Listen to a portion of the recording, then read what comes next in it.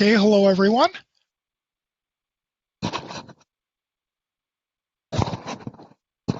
Hello, Charlie.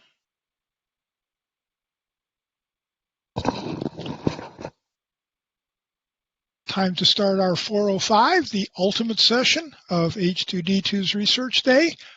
Our first speaker is Elise Marifian. Take it away, Elise.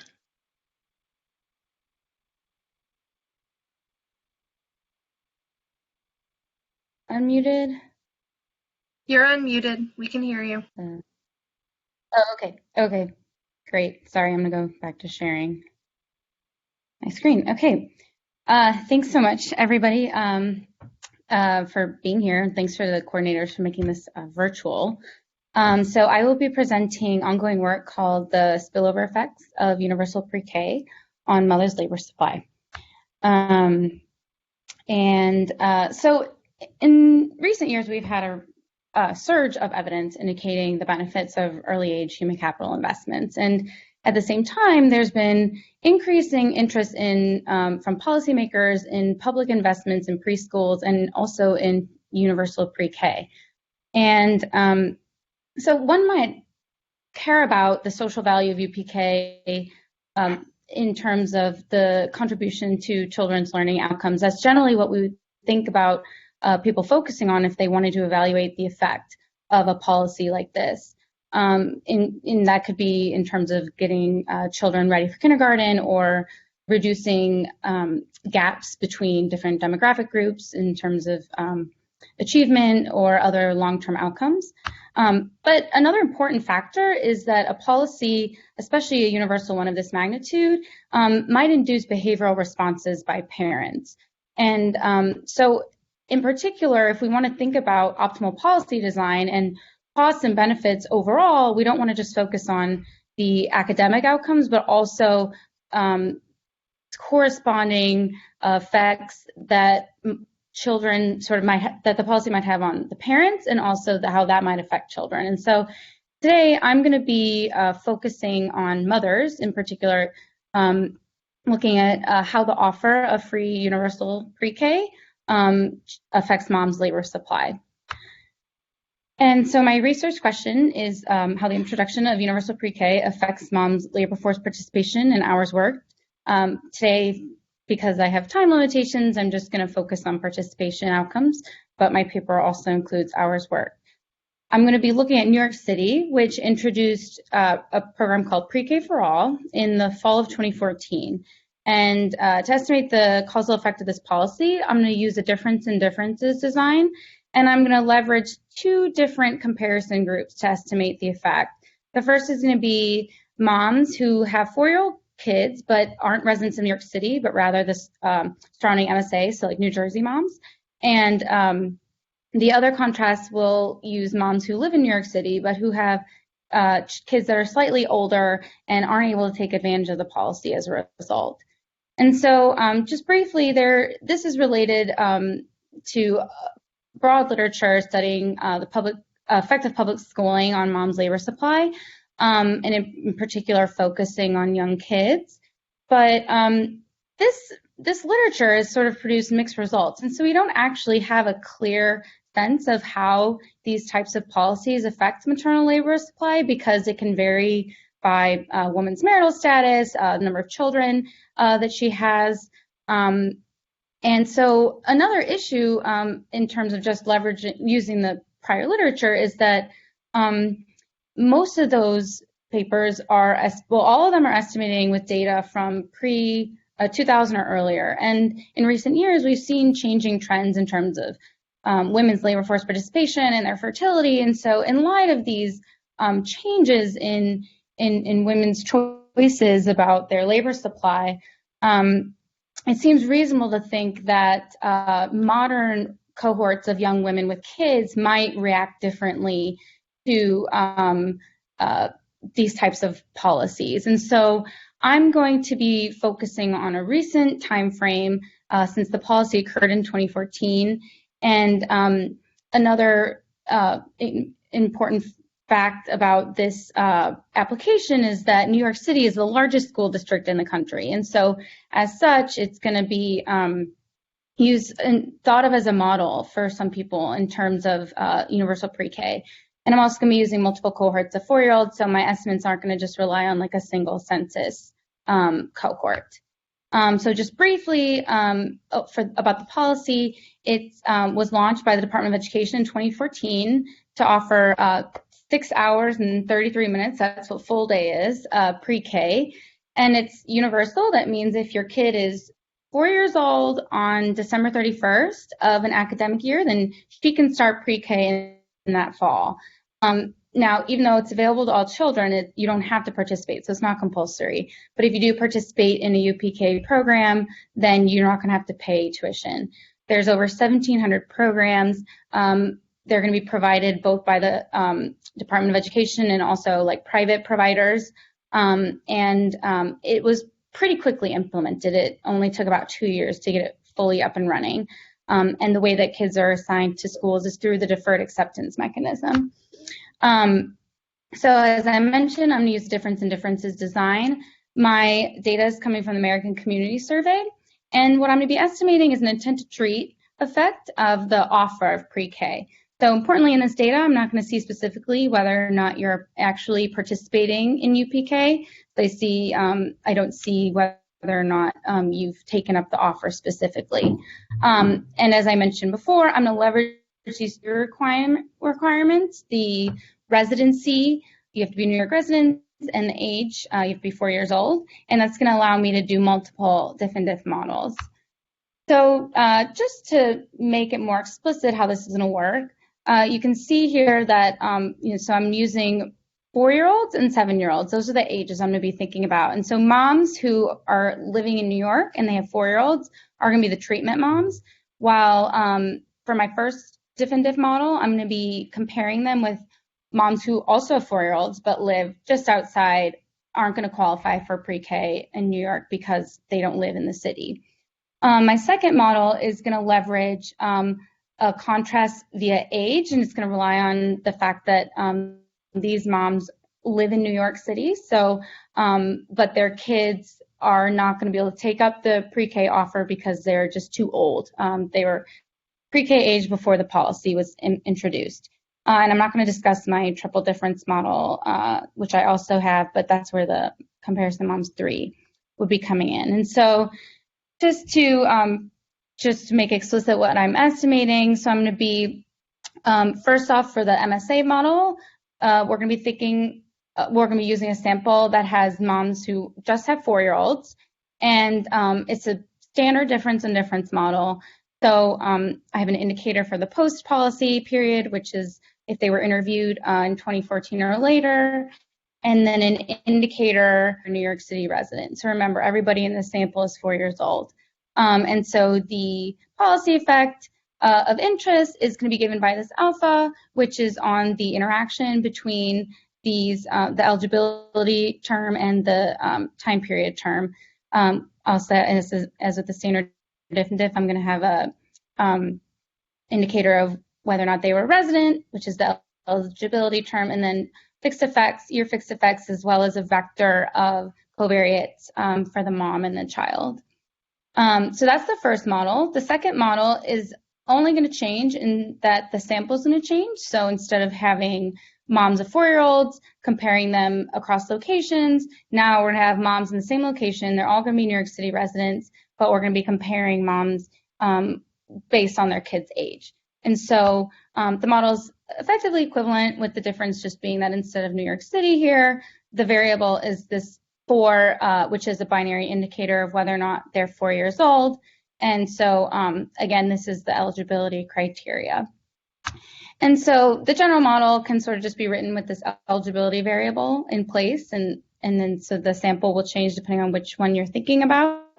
And as I mentioned, alpha is the intent to treat, object of interest, and as a standard with a difference in difference design, the key identifying assumptions are that if the treatment hadn't occurred, the comparison and treatment groups their outcomes would be evolving in parallel. And so we're assuming that like time variation is going to be shared. Whatever varies over time, it's going to affect them in the same way. there's also this implicit assumption that like the cohorts are not different from one another. And so that's pretty, I think, reasonable here. I'm looking at a short time frame.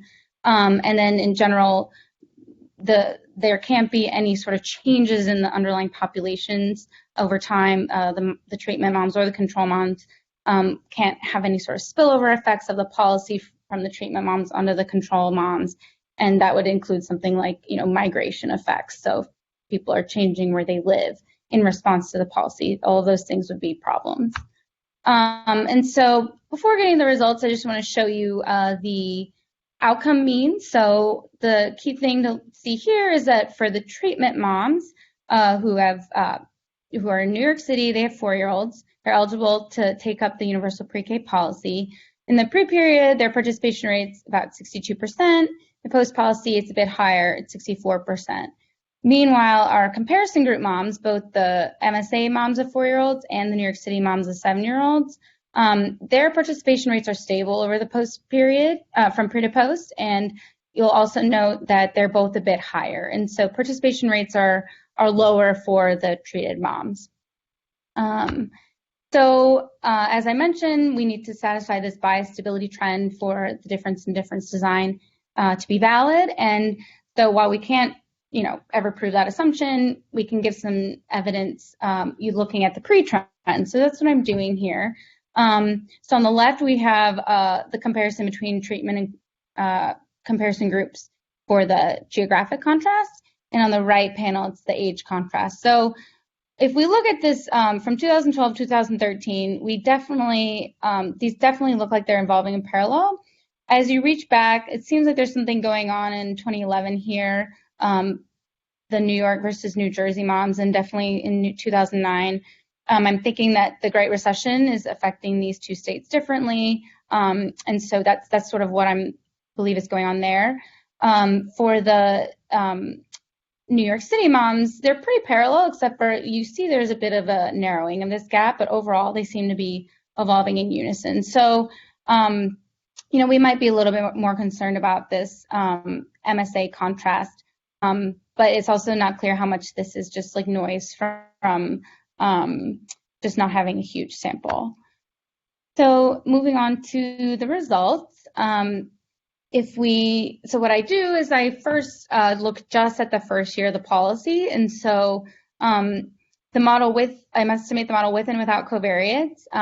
Since these estimates are differing, it definitely seems like the identification is dependent on these controls. And so what we see is that in the first year of the policy, the effect of being offered universal pre-K on moms' participation rates is an increase of 6.3 percentage points. Now, if we look at multiple years post-policy, it shrinks a bit down to about 4 percentage points, but we're still getting this positive effect on mothers' labor force participation as a result of this UPK offer.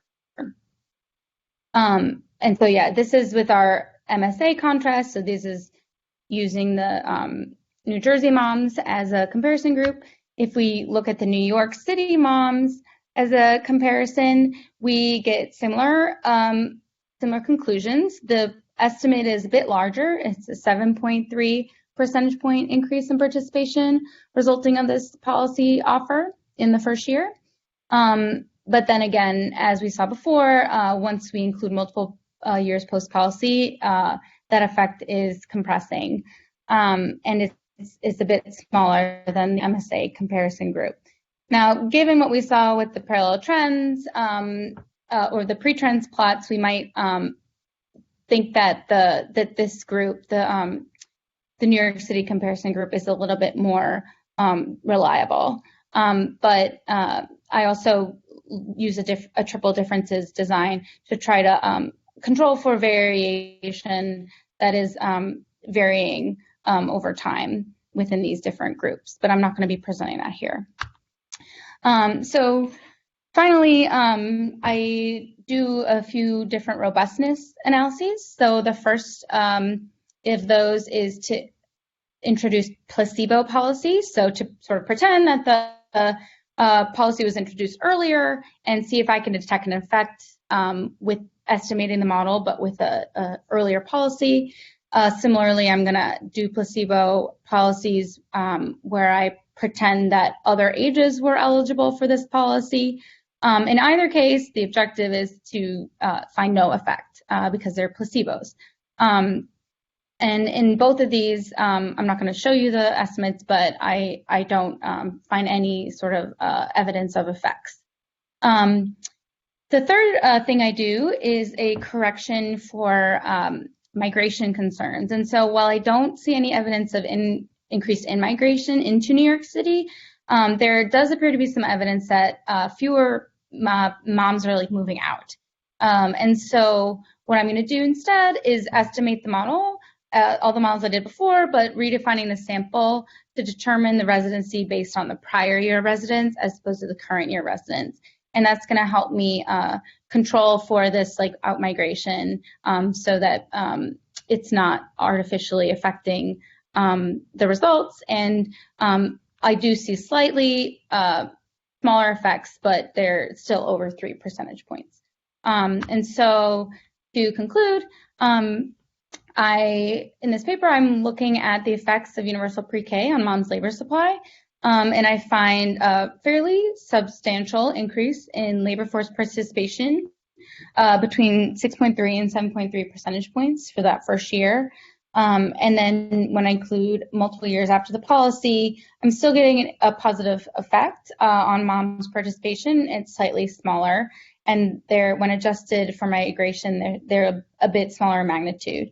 And so I have a paper available if you're interested that includes additional analyses, including interval differences and estimates on hours worked. And yeah, so I appreciate any feedback and thanks so much. Thank you. And thanks also as organizer. Thank you for staying on time. I don't see any questions. So let me ask you one thing. When I compare the first year effect with the 3-year average effects and then I subtract and ask myself, what do the average of the years 2 and 3 effects have to be to make all of this consistent? They are a lot smaller than the year 1 effect. And I'm wondering, do you think that's just noise or do you think there's something really going on? Yeah, so that's something that I want to be exploring a bit more, and I'm not sure if it would be noise. So what's kind of interesting about the policy is that the way they introduced the seats is that they converted a lot of half-day seats to full-day seats, and so I kind of would have expected there to be more effects the effects to persist in the second year. And so, yeah, there's something kind of curious there that I need to dig in a little deeper. And hopefully I can get some clarity in terms of whether or not this is actually persisting over time versus just this initial reaction from the policy. But then once people know about it, they are not really, they're adjusting and not really doing too much in terms of responses. Is there a chance of extending the sample one more year? Yes. So, so this is ongoing work, and I'm actually requesting like restricted data, which will allow me to have a better assignment of students to academic years. And so the reason that I didn't include the 2017 data is because there's some additional policies that are happening, and without being able to assign people to the correct academic year, I didn't want to be including effects from some later policies that get introduced related to preschool. No, that seems like a good reason for stopping where you did. Okay, I gave people 2 minutes to shoot me a question, and they failed. So, Elise, I think you're off the hot seat here. And Youjin, Choi, it's your turn up. Thank you.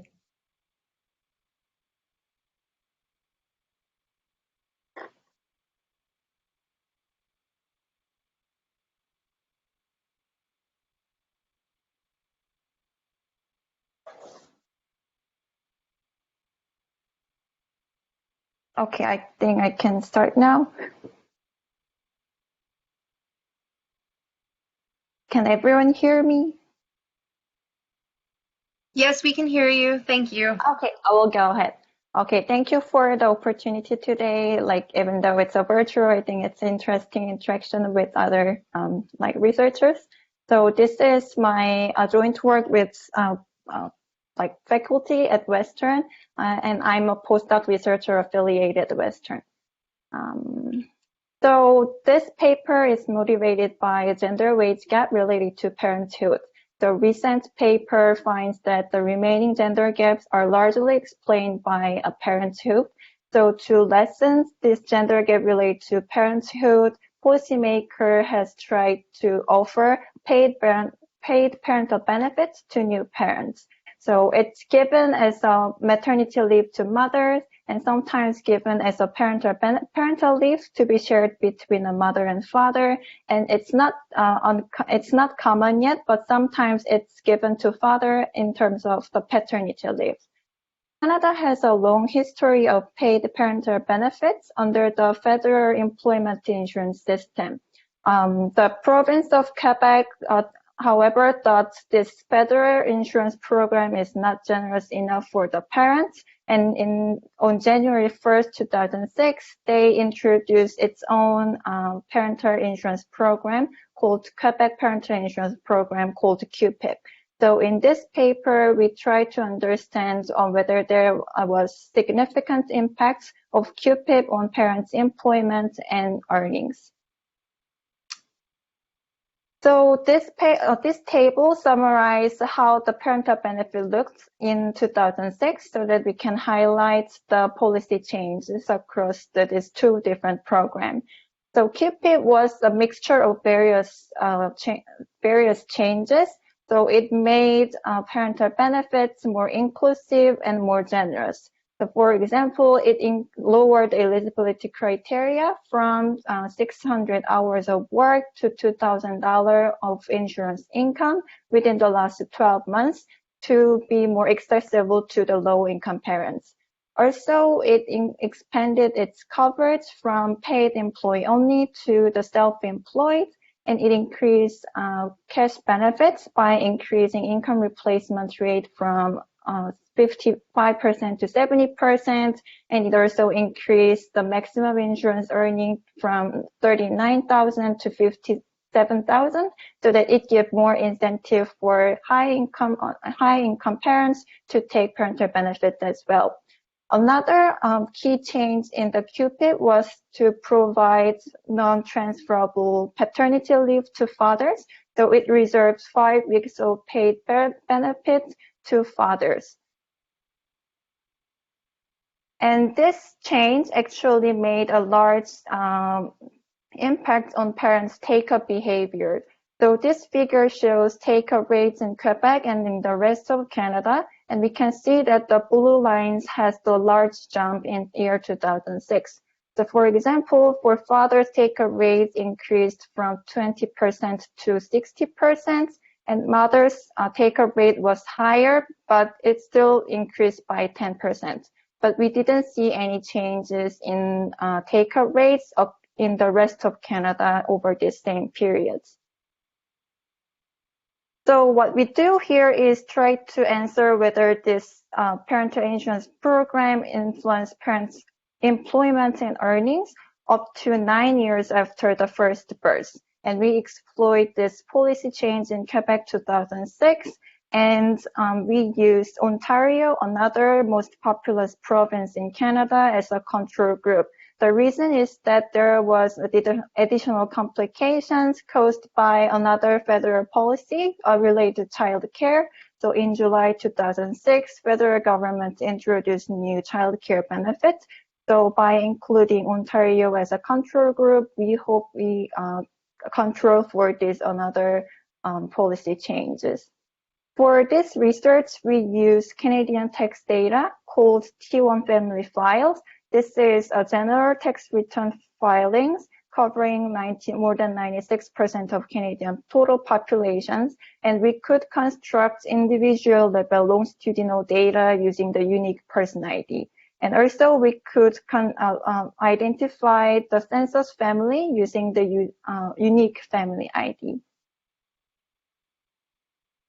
So I would not go into detail for the literature, but I'd like to mention one recent paper. So the recent paper finds that the QPIP actually changed the parents' time use. So this research finds that QPIP increased father's time at home and child care, and it increased mother's time at work. So, however, there was no research on the impact of QPIP on parents' labor market outcome in the longer time. So we contribute in the literature in that dimensions.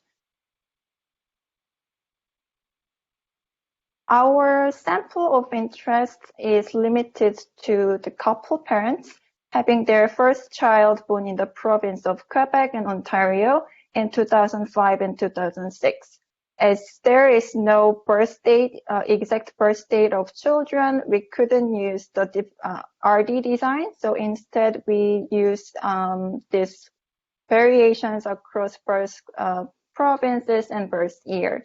And the reason why we focus on first child is that we want to look at the way parents' labor market outcome related to a transition into parenthood.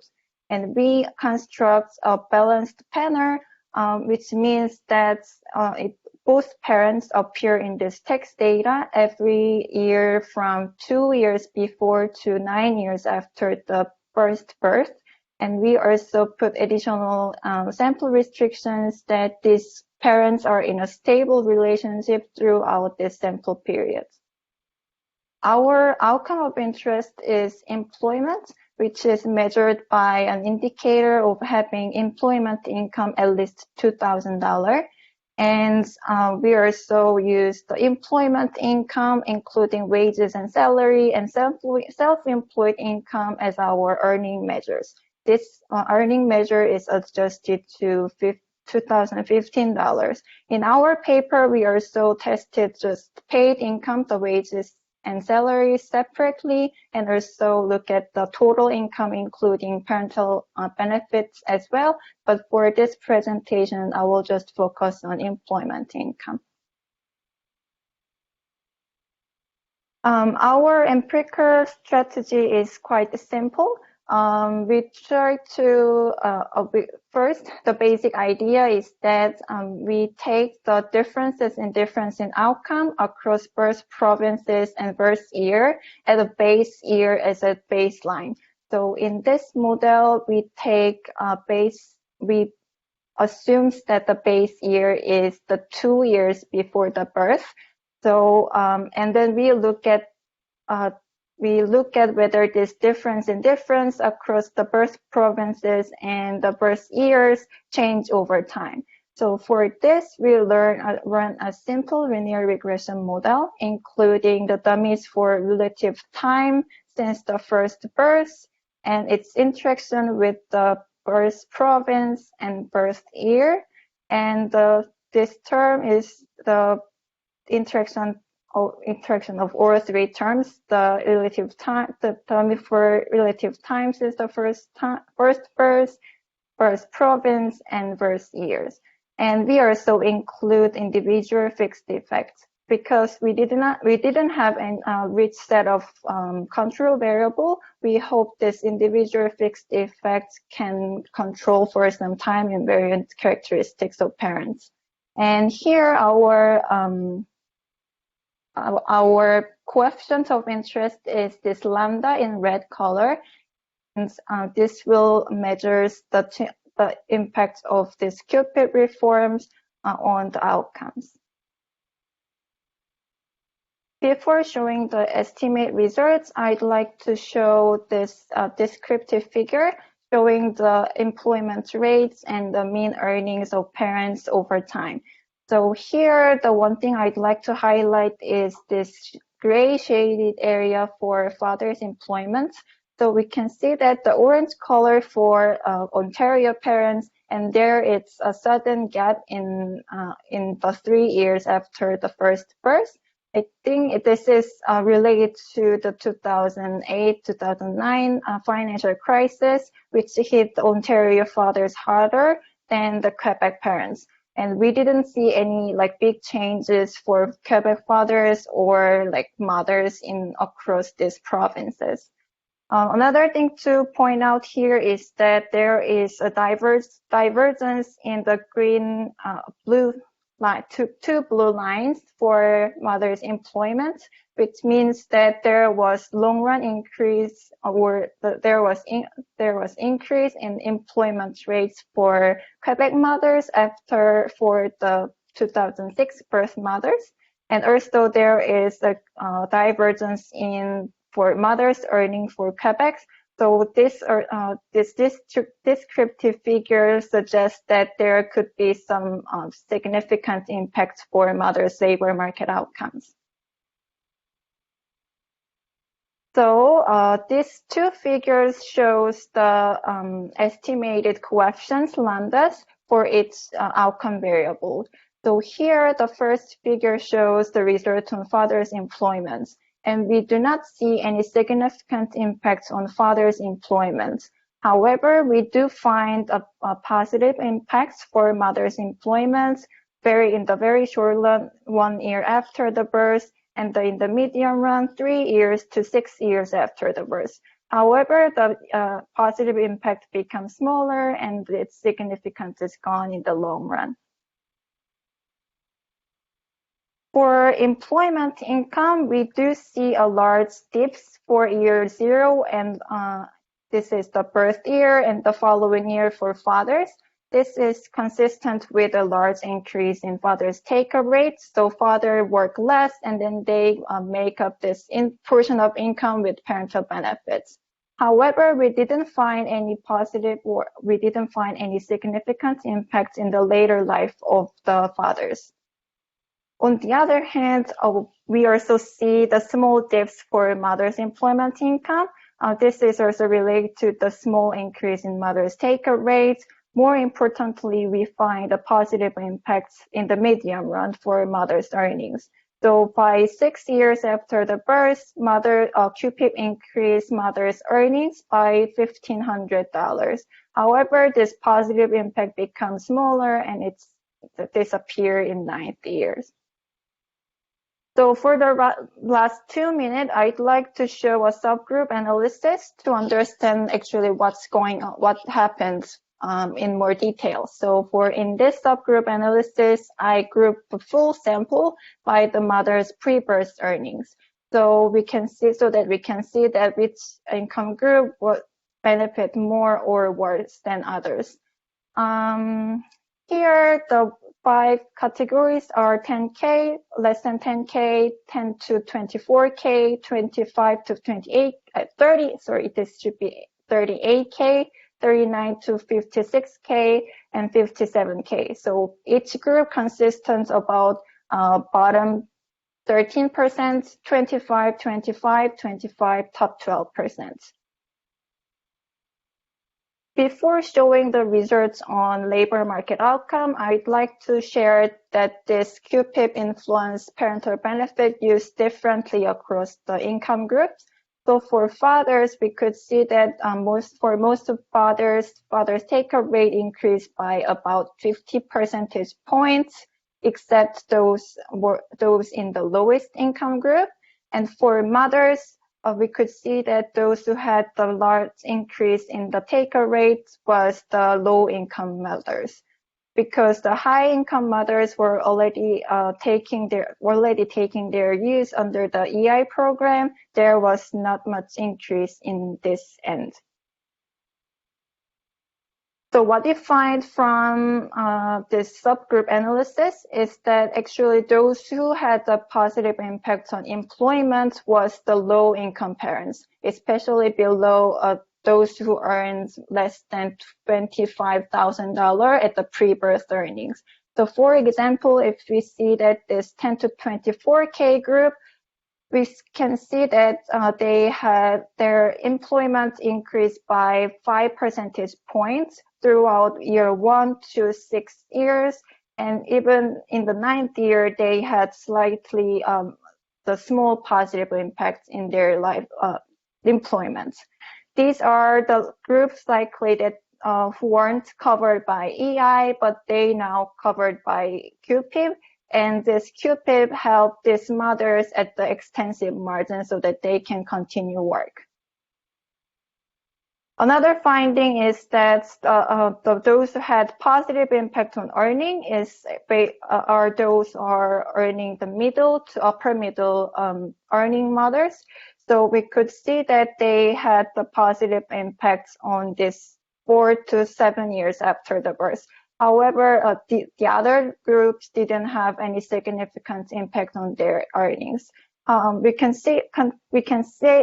This is suggestive, but we can say that their take-up rate didn't change, but their husband's take-up rate increased by 50% for these groups. This may be consistent with the previous research finding that fathers' take-up of parental benefit actually increased mothers' time at work and their earnings in the medium run. To conclude, this paper looked at the focused on Quebec's parental insurance program reforms, and we didn't find evidence that QPIP actually hurts fathers' labor market outcome. And however, we do find that QPIP increased mothers' employment incomes and employment in the medium runs. Okay, I think I used all my time. Thank you. Thank you. Again, I'm not seeing any questions in my question window. Stephanie, am I correct in that? You are correct. I do not see any questions there. I also do not see any questions in the event chat. We are questionless for the moment. Let me then continue my tradition of asking one question. As a non-Canadian, the idea that Quebec and Ontario would be one would be a control group for another, they're both large and important provinces. They're also kind of different. And so I was wondering whether you had the capacity to extend the pre-period back before -2 in order to provide stronger evidence that there are no pre-trend differences. I think I actually in the beginning tried to extend to up to 5 years before the childbirth. And the one issue is that using the text data is that there were, as going further from this birth year, I could see that tax filing rates are different across province. So I could see that it's not very comparable. So in that sense, so that's why I just kept the from the data from year 2. Yes. Can you say one word about? You said quite clearly in the presentation that it was a balanced panel, and the thing was that both partners had to appear in the tax data in each of the years. And what does it take to appear in the tax data in Canada? Apparently, it doesn't take positive earnings. Is that true? So why, if someone wasn't in the tax data in an earlier year, why would that be? They may not file the tax at all. And there is another way that person could be appeared in the tax. If their spouse or if their parents filed information, then they may be appeared in the tax data even though they hasn't filed. But for the others, it's likely that they just didn't file tax form. Okay. Thank you. If they may have the tax, they may have income, but simply they may not file the tax. Okay, thank you. Thank you. I'm not seeing any other questions. Wait a minute. So I am seeing. Okay, we do have a question actually from Joanna Venator. Are you able to see in your data if the change in earnings is due to attachment in the labor market, i.e. more hours worked or better quality jobs, higher wages. So can you break the earnings effect into wages and hours? Unfortunately, no. So this is text data only. We only observed whether the amount of earnings they file, so we couldn't break it down into hours versus wages. Putting my PSID hat on for just 1 minute, that's why one needs survey data. Mm-hmm, mm-hmm. Okay. Very good, thank you. Thank you. Joanna, Venator, you're up next.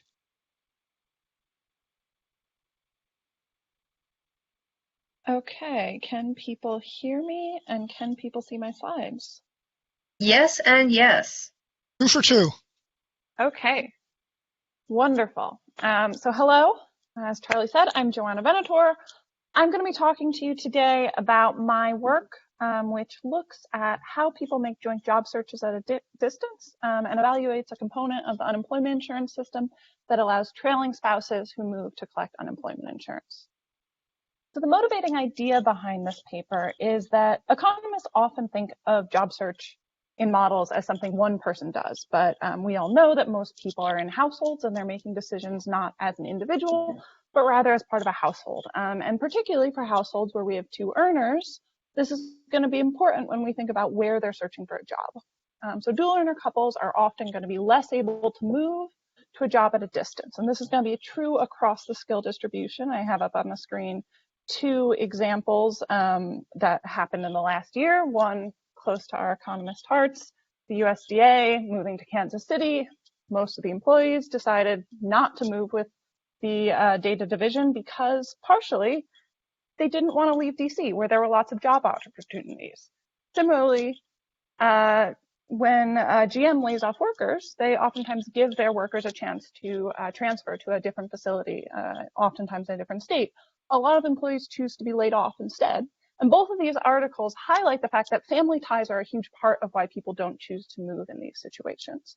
And it's because one spouse, which is throughout the presentation I'm going to refer to as a trailing spouse, often ends up needing to move without a job in hand. And a lot of past literature shows that these trailing spouses tend to be wives, and that trailing spouses and women in particular tend to experience earnings losses following a move, not just in the year following a move where they're not working, but even in the job that they get once they are able to find a job in the new location.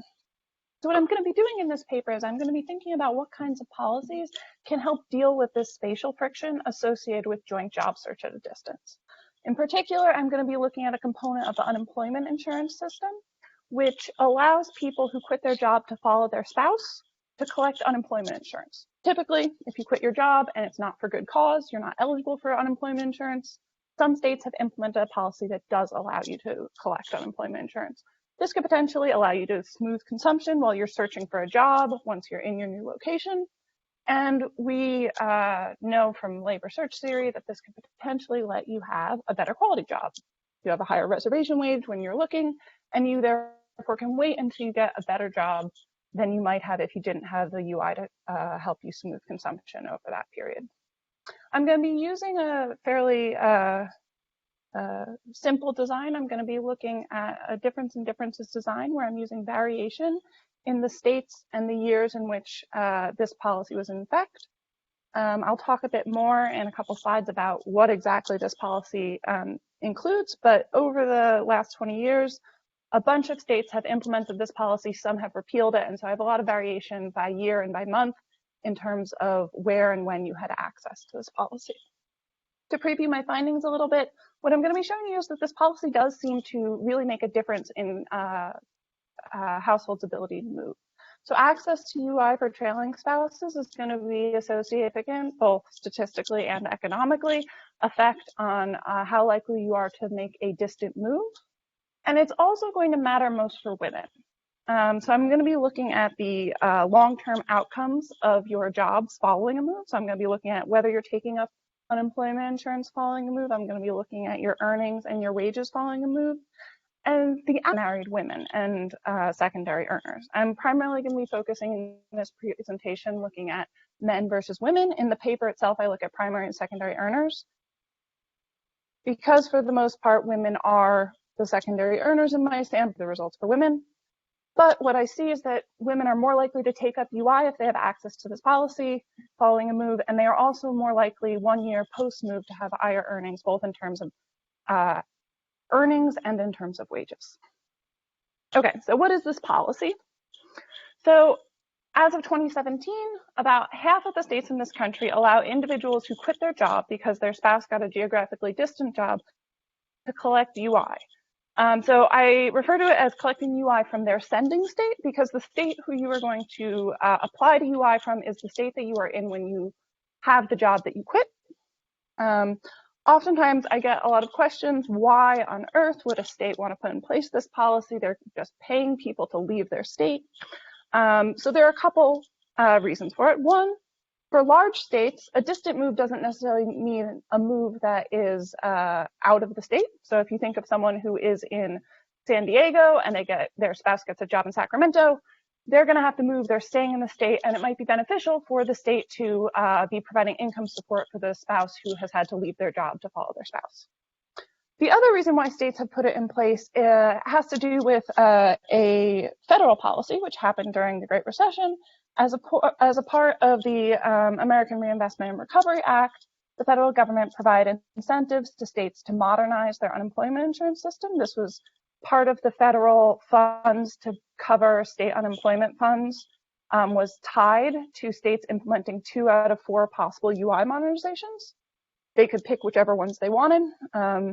One was UI for part-time workers, one was a dependence benefits, one was a UI for people who were receiving education or training. And then the part that is relevant for us is the UI for compelling family reasons, which the text says up on the screen is the literal text that the federal government offered to states to put in their legislation, which is to extend what constitutes good cause for leaving a job to include compelling family reasons, defined as quitting to care for an ill or disabled family member, following a spouse who's relocating due to a change in location of the spouse's employment such that commuting is impractical, or leaving a job due to domestic violence. So that second one is the one relevant for us. And so what has happened in the last 20 years is, as of 2000, about 10 states had this policy. And then over time, some states have gotten rid of it, some states have added it, and then in 2009, we have a huge influx. And then some states have since then also repealed it, as well as some have added it since then. So as you can see from that animation, hopefully you believe me that there is a vast amount of variety over time in when and where this was put in place. We're not just seeing this in the Northeast or in the South, but rather all over the country. So what I did was I collected in this data on when exactly this policy was put in place using documents from the Department of Labor, as well as archival search of state legislators to get the exact timing of the laws.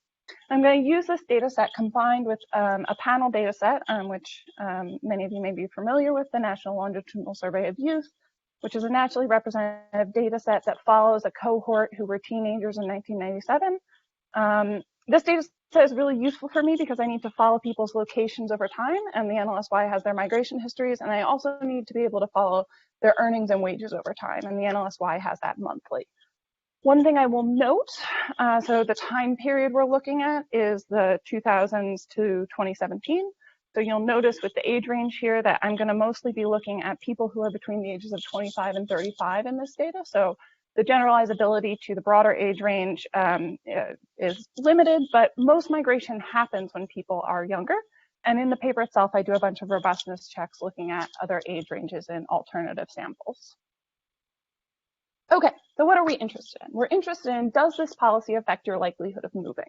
So to look at that, I'm going to be regressing a indicator for whether you move, where I'm defining move as a household that has moved more than 50 miles between year t-1 and year t, on an indicator for whether you were living in a state with the policy at the time of the move, as well as some individual and state-specific controls, state, year, and individual fixed specs. So the parameter of interest here is our beta 1, and the identification of this parameter is going to come from 2 things.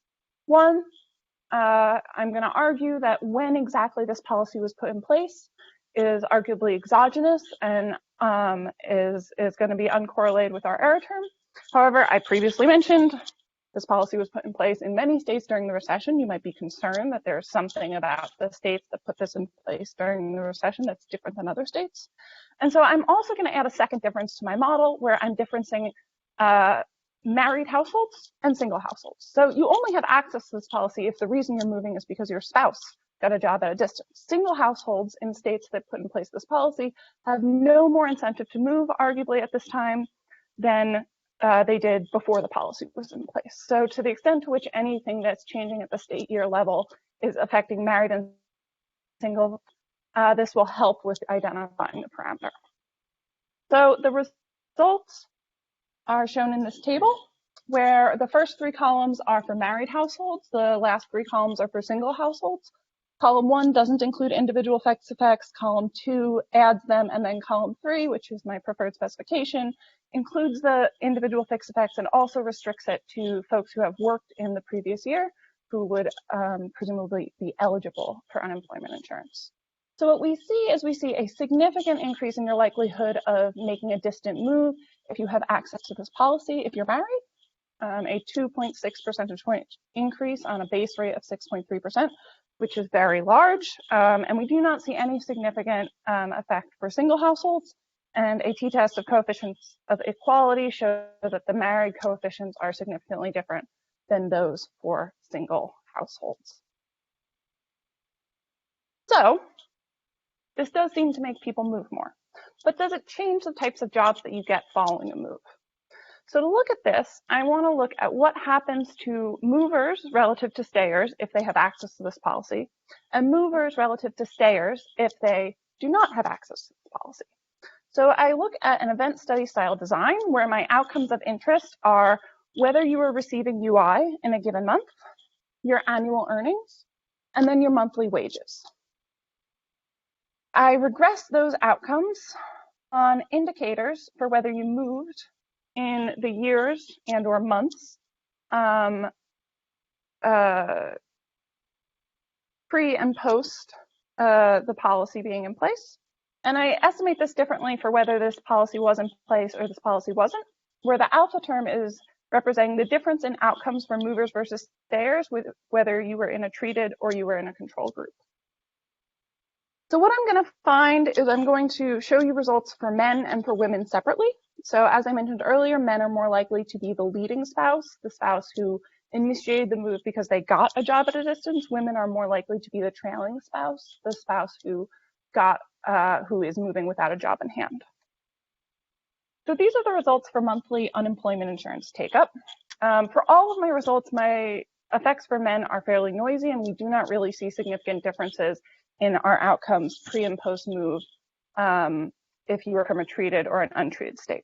For women, however, which is on our right-hand side, the vertical line indicates the timing of a move, and then along the horizontal axis, we have months prior to the move and months after the move to the right of the line. Prior to the move, we see a fairly flat trend, and it's not particularly different if you're coming from a treated or an untreated state.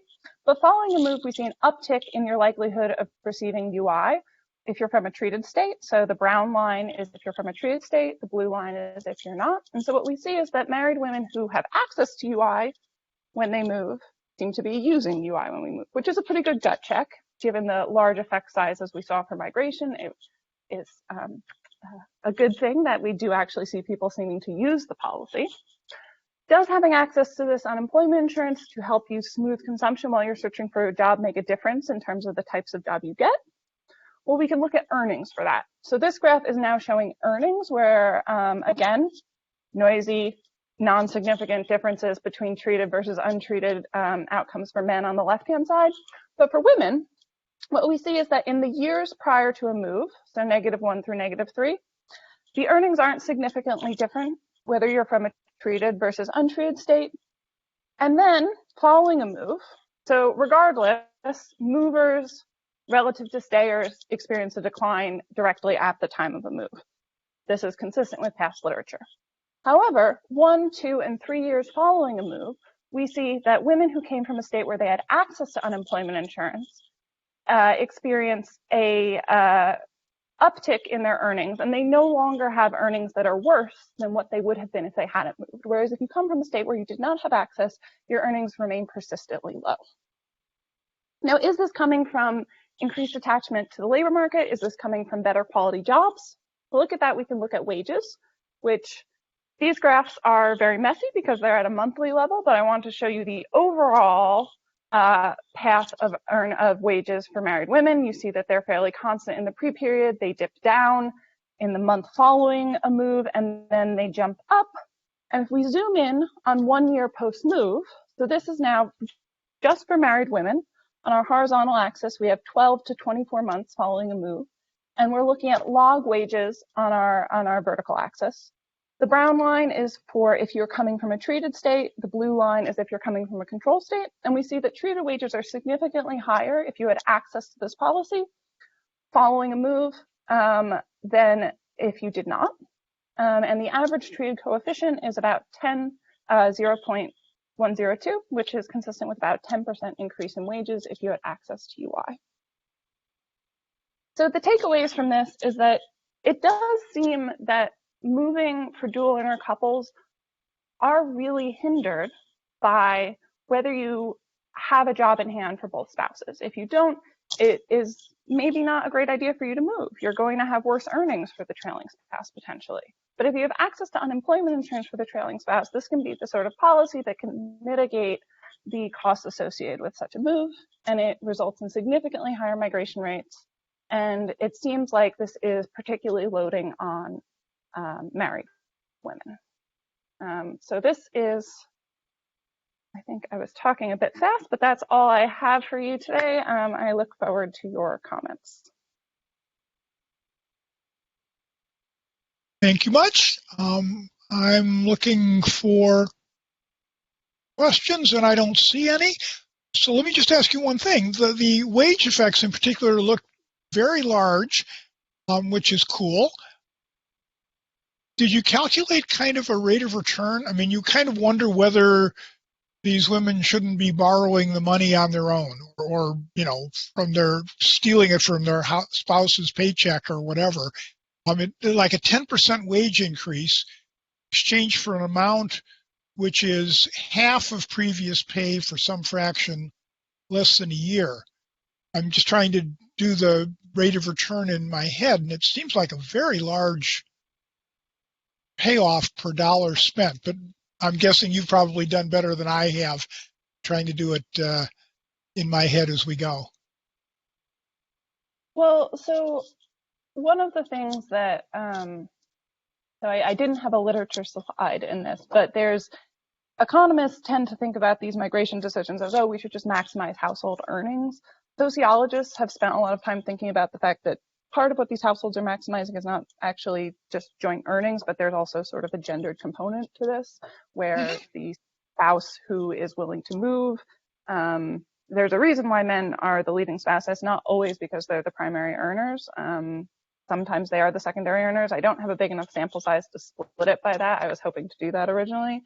But it's not necessarily the case that the reason why women are willing to take these losses is because they have done the calculus and it looks like household earnings will be higher overall because the husband has moved and the wife doesn't have a job, but it's such a good job for the husband. So it's not necessarily the case that we think these households are doing the calculus to think, okay, the return for my husband is going to be high enough to make up for my losses. There's something more than that. Yeah, I didn't mean to imply that either, but I was just saying, given that they are moving, it looked like the wife, if she borrowed the money in a state which didn't have the UI program, it looked like borrowing the money and using that to extend your search in the way that the women who do benefit from this new law are able to do.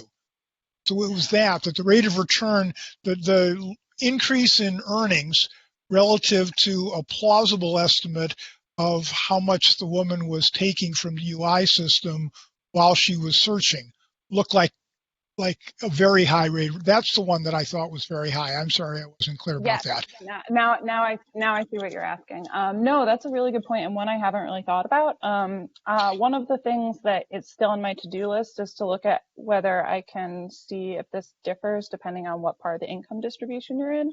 So to the extent to which any of this is driven by people who are more credit constrained and might not have access to the credit markets in order to borrow and therefore, be able to cover the consumption over that period, that's definitely something I could look at. Although their replacement rate will be higher as well. Yeah, I just recently got a data set that allows me to, using SIP data, I'm calculating the UI replacement rate, and I'm going to merge it onto my NLSY data and see if the more generous replacement rates actually induce more migration than the less generous replacement rates, in the sense that if you're coming from a state where you're going to get more of your income covered, it should actually do more. So that's one of the next steps. Okay.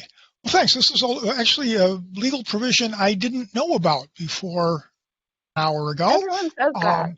So it was fun from that perspective as well. So thank you. We have one more question actually in the event chat. We do. Oh, thank you. Oh, I see. Can we know duration of married women having access to UI to see if the UI helped the trailing mothers to search longer? So do we know the duration of the? Okay. That's a good question. So I haven't yet done any analysis where I'm looking at are you unemployed longer? The UI take-up graph, I think, which hopefully is screen shared on the screen now, is, I think, a little bit of an indicator of that, because we do see that there's higher receipt of UI for month 1, 2, and 3 following the move, and then it sort of converges whether you had access or not back to 0.